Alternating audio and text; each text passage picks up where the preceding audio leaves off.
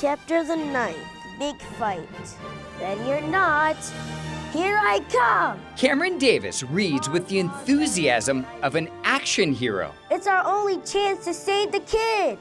Run! The name of the book is Dog Man, A Tale of Two Kitties. A Mississippi third grader with a love for reading that started at an early age. Once you get the hang of it, you got the hang of it. But it takes work.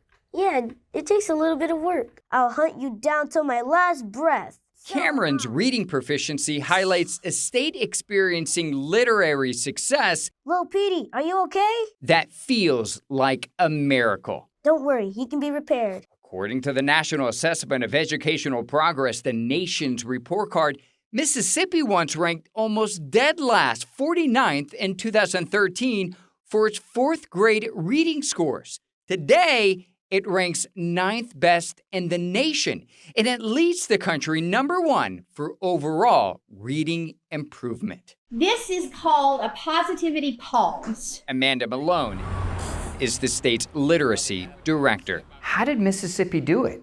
A lot of times people call it the Mississippi Miracle. Now, miracle implies that humans had nothing to do with that, and so it's not a miracle. So don't call it a miracle. Don't call it the Mississippi Miracle. It is really a marathon. That marathon started in 2013 when state lawmakers passed sweeping legislation, which includes funding literacy coaches to help teachers in the classroom, retraining teachers in science-based reading instruction, and passing a law requiring third graders must read at grade level before they're promoted to the fourth grade.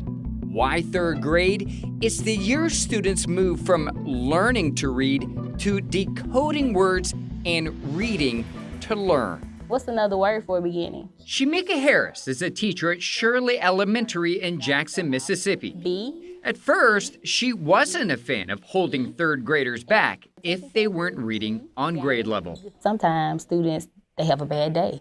Maybe they just didn't do well on that test, but that doesn't mean that that he or she doesn't know the material.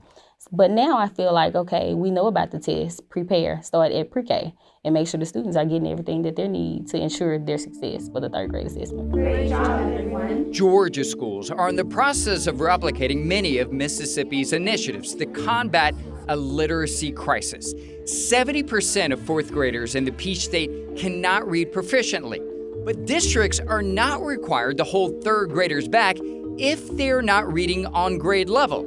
According to a Georgia Department of Education spokesperson, districts can waive this requirement as part of their charter system or strategic waiver contracts.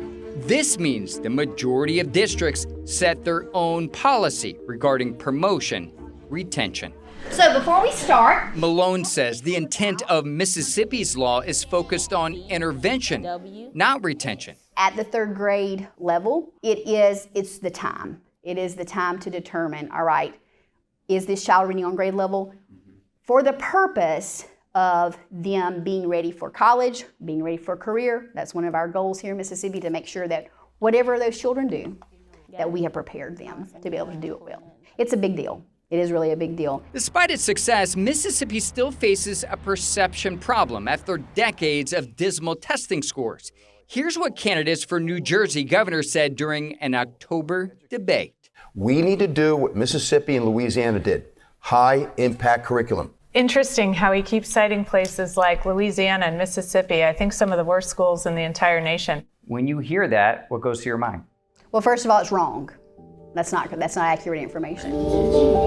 Today, Mississippi's graduation rates are higher than the national average. Peel. And testing assessments show there is no better state in the country for low-income or students of color to learn to read, proving that struggling states like Georgia, improvement is possible. It makes me so proud, and it really brings tears to my eyes because, again, literacy is a human right.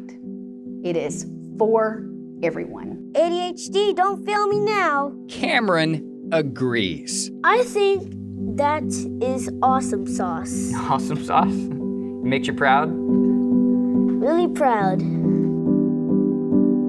You know, Mississippi used to be the one that we could always make an assumption about. Well, not anymore. Don't call it a miracle. It's a marathon, and we're still on it.